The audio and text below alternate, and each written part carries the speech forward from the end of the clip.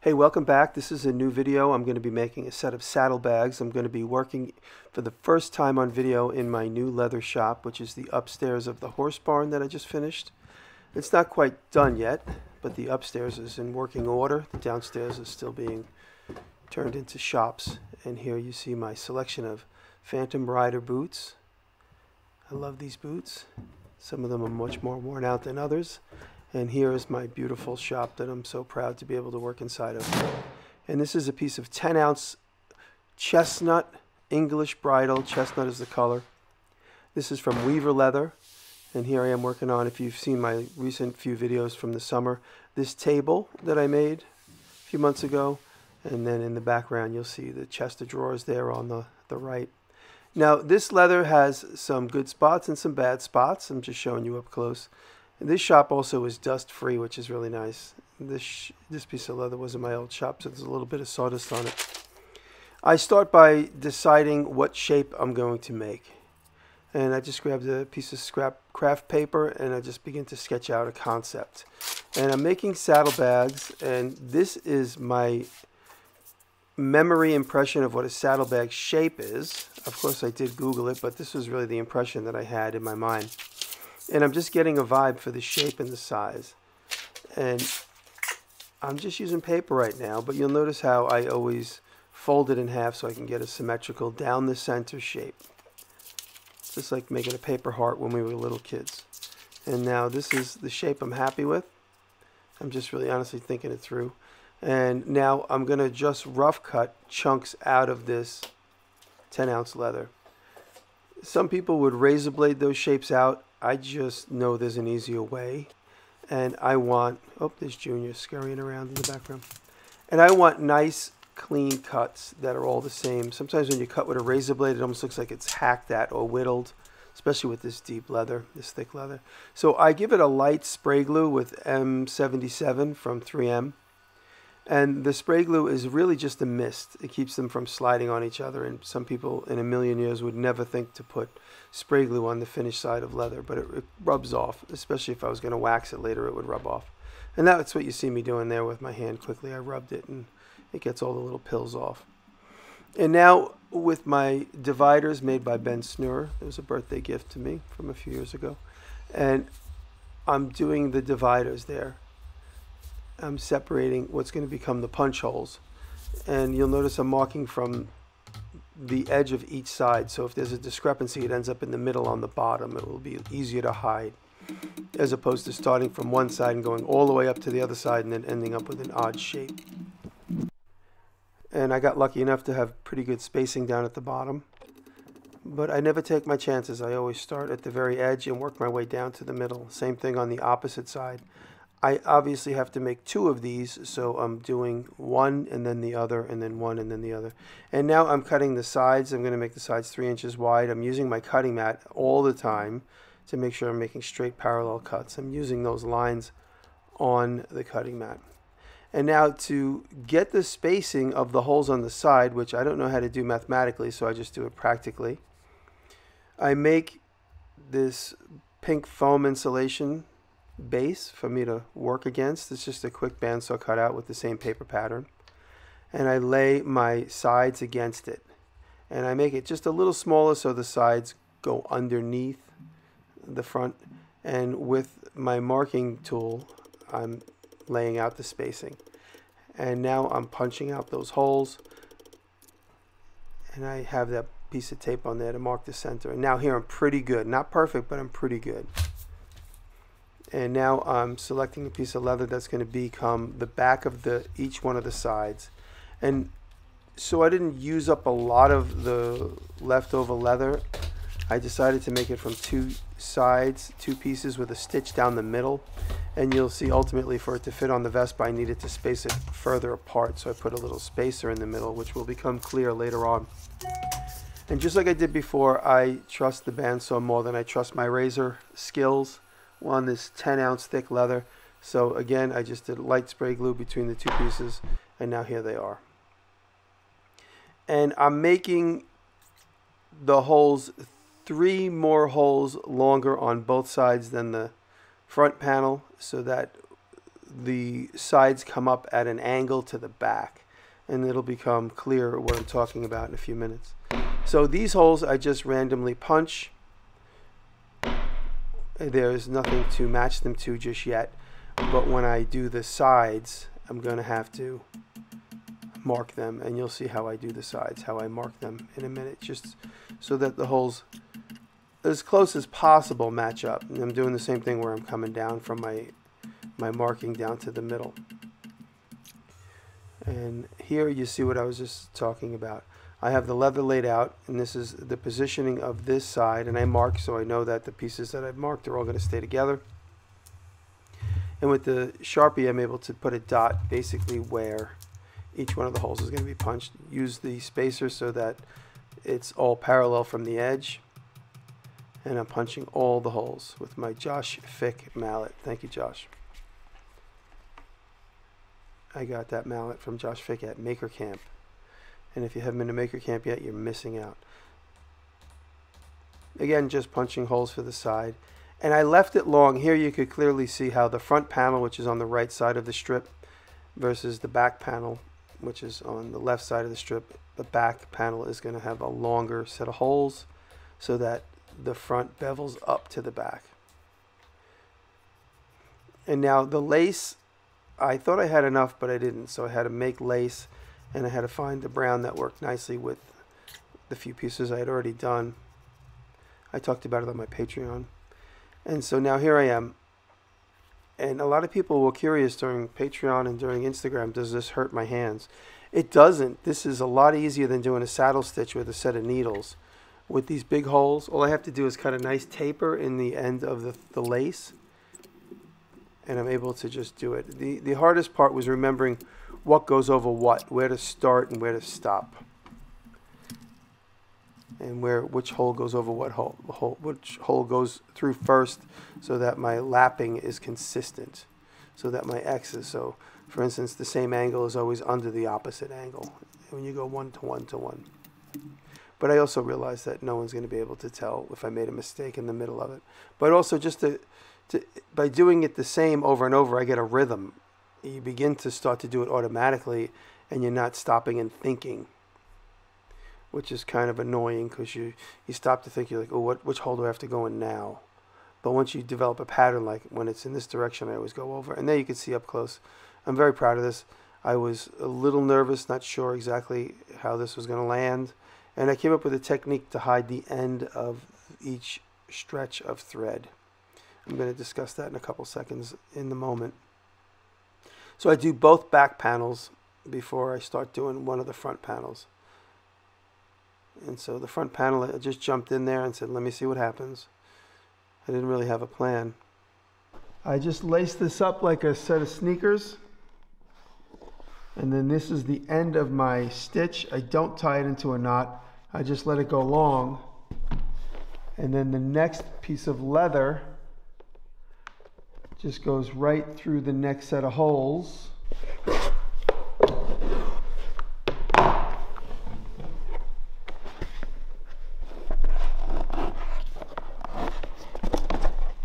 And then it grabs the loose ends, and then I just trap the loose ends inside the next series of stitches. You can see it right here. And I just keep carrying on, and from the outside it remains the same. I just have to remember which way I keep going. Every stitch starts where I go in the top first, and then the bottom next. And then I'm making sure that my X's on the inside are grabbing the tails of the previous thread.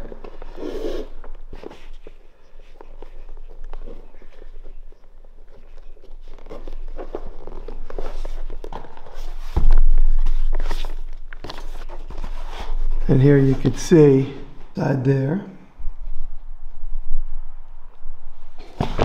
And that's how I just keep going with whatever piece I have. And now I'm grooving on the front panel. I got a rhythm. I know what I need to do. And you could see how the sides run a little long. They're a little choppy looking, but I'm going to cut them into shape. And there it is. I'm really happy. And here you can see me taking a risk and freehand cutting that. And now it's clear to see what I mean by having the back stitches a little longer than the front stitches, so that it creates that up shot, and it gives the bag a little bit of gravity, makes it feel like it's got some weight to it, some weight in it, because it doesn't have just a straight top.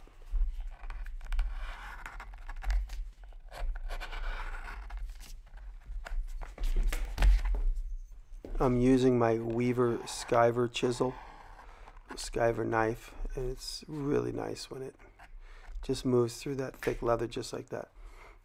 It's a really nice sound and a really nice feeling. And now I'm doing what I do. I reflect. I get to a certain point of a project and I look and I go, damn, that came out better than I expected. Time to screw it up by doing the next step. Here I am taking a chance on the tops or the flaps, and it's obviously has to happen. I can't avoid it. I can't just say, okay, I'm done. A lot of the same thing. I'm laying out my spacing on my holes, which is just about a 1/2 inch, but with the girth of the hole punch, they seem closer together. And I punch all the holes across the tops of each one of those, and then I lay them in place so that I can somewhat match the placement. And there I'm using an awl to mark the spacing. And I have to do 2 sets of holes. I did experiment off camera a little bit and I realized I do need 2 sets of holes. So this is why I'm confidently nailing in 1 set of holes, and then after trying to stitch it I realized I need 2 sets of holes. And so here I'm putting one right below it. And by adding a second set of holes, it gives me the ability to create the stitching pattern that I had envisioned, which is a straight on one end right there, and then an X all the way across to another straight end. So I'm doing every other hole stitch. If I had to do a stitch where it was between every hole, I have to put 2 sets of laces inside every other hole, which would have been too tight. So here you have X's every other space across one side and in between on the opposite side. And now you can see I got already one done, and now I'm just finishing up the end of the other. This lacing pattern is something I've never done before with this thick leather. I just envisioned it. It's in my sketchbook. I'll show it on Patreon. What I was thinking when I first started thinking about this, I envisioned this heavy thread to give it some texture. I could only imagine if I went right to a sewing machine with this, it would be fairly boring to look at, not to mention boring to watch being made. And I did a test shot on my Vespa, and I noticed that I needed a little bit more space for these to flop over to the left and the right, and that's why I give myself a 3-inch panel in the middle. And just like I said, it gives it a little bit more visual interest seeing another set of stitches down the middle, which will be really nice to see them all worn in and flattened out. And I don't know if you could see it in any of these fast forward clips, but I hammer the leather down. I hammer the stitching so it flattens out. Couldn't do it on the seams where it's on the corners, but right here on the back. And then I use a little PVA glue just to keep them from untying. And that'll dry clear and soft. And now here I am. And I chose, intentionally I chose a couple of pieces of scrappy leather for the throw over part, for that bridge in between. So you'll notice there's holes and stuff in it. And now it's time to make the buckles. I always get nervous when I make buckles because this is right where you screw up a good project. And just like I said before, you finish a step, you're like, that's awesome, but it's so far from being done. I still have so many more opportunities to destroy this project. So every step you take, it's kind of like, I'm a big fan of watching people climb Mount Everest, and I would never do it ever in my life. But the idea of doing a big project like this with pricey materials is my own mini Mount Everest, where you get to base camp and you're like, okay, that's cool. I wish I could be done. Oh, you got to go to the next base camp, and those are each one of the steps of the project. I know it's a horrible comparison, but that's how I feel when I get to a good step and I'm like, boy, I wish it could be done because it's so good right now. But you keep moving and you just say, screw it. If it messes up, I'll make it again. I made it one time, I can make it again. You just got to develop that confidence. And now this is just a little branding. This is where the belt's going to flap through the buckle and then land inside that little retainer strap. And I thought it would be a good opportunity. And I do a little scarf joint. And now this is really important when you do these types of things, to have an anvil inside. You can't just do that in midair. And if I had a plan better, I could put those holes in. Now this is, say I consider this my prototype. If I was ever going to make this again, I know I can plan for these holes. I can plan for the logo that I'm going to put in later. I can plan for all this stuff. But here I was just prototyping and freestyling, so I didn't know exactly where these holes were going to land. So if I made this again, I could possibly make this a laser pattern and then just laser cut all the holes and everything right into it. And now here you are. I got the buckles on both sides. I'm really digging it. It's really nice. I wish my Harley was here. It's at my brother's house. So I don't do a beauty shot on the Harley. I do a beauty shot on the Vespa. But looking up close, again, like I said, I'm at base camp 10 and I did not screw it up yet. I still have 2 more hurdles to get to the peak. And you'll see what they are in a minute. And now here I am laser cutting the brand. This is the brand logo for Phantom Rider. It's this flaming skull. And I'm cutting it into Corian. I'm cutting all the negative shapes so that the actual positive shape will be pushed into the leather. And there you can see I'm etching it. That's a piece of Corian, a 1/2 inch thick Corian. And that's usually what I make my leather stamps out of, because I'm not stamping more than a few of anything. I've done hundreds and hundreds of keychains with a Corian stamp and it still looks good. It's probably time to make a new one, but in general, you do 2 or 3 stamps and they stay nice and sharp. When you do 200, that's when you start losing edges. And you'll notice I CA glued it to this big chunk of wood. That's so that this Corian stamp can break, and I have broken them in the past. Now I'm just doing a test shot on my fly press at my other shop, because the fly press is at the shop where the laser cutter is. And here I'm just doing a little test. I can't bring the bags over here. The bag probably wouldn't fit in there anyway, so I have another solution to do these back over at the house shop. And there you go. That impression works. This is the second one I did, so I knew it was going to look good. And there it is. There's the Phantom Rider. And now this is my 10-inch Lamco vise, which I got from England. Clive Lamb, at Black Sheep Cross member on Instagram, made this. He made 10 of them, and I own one of the 10. And he made them himself in his own machine shop. And I'm using it as my hydraulic press right here, or my flywheel. And I back it with wood so I don't get the teeth of the vise jaw inside the leather. And here with my big giant, I'm letting it sit there so that the leather relaxes into the stamp.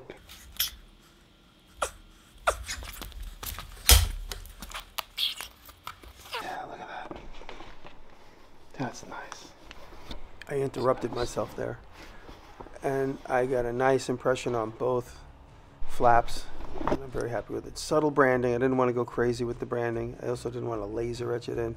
Something about laser etching in looks cheap to me. Here we are on my Vespa in the downstairs of the horse barn.